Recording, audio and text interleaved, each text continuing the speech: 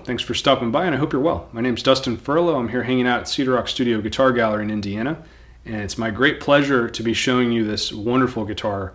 This is a OM, brand new, from Leo Buendia. Leo is one of my favorite luthiers and just one of my favorite people in general that I've come across in the handmade guitar world. First met him in 2018 at Woodstock, the Invitational Luthier showcase, and recently got to hang out with him about a month or two ago at the same show. And his guitar at that show in 2018 completely blew my mind. It was like probably to me personally, the best sounding guitar at the show, for a variety of reasons that are all subjective, but to me, the fullness and the clarity and the playability and just everything about the guitar was just like, yeah, this is fantastic. And if you're here watching this, you probably are aware of the quality of his guitars. So I'm just preaching to the choir.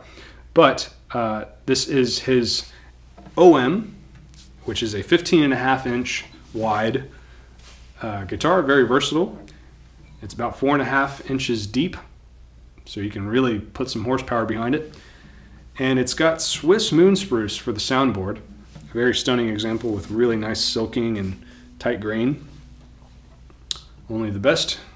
And really lovely African Blackwood for the back and sides. Many of you will know that this combo of Euro Spruce and African Blackwood is one of my favorites, and it's just a very clean sound. You can get a lot of depth, a lot of versatility out of it, depending on where you put your hand in relation to the bridge. And just in general, it's just a very sweet musical sounding thing. And the way that Leo voices is just so freaking phenomenally huge and abysmal. I mean, it's just, yeah, it's just crazy.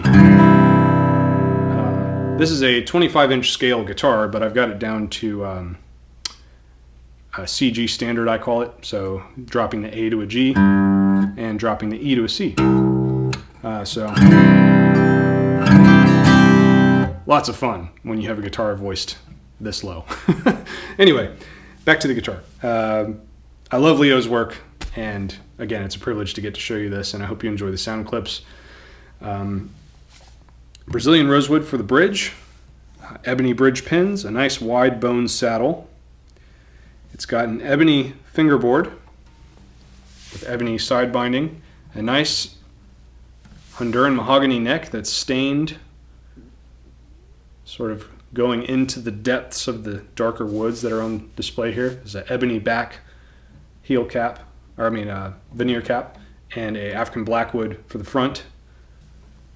Just really stunning. And of course, it's got these beautiful dyed burl accents that match the rosette and the end graft.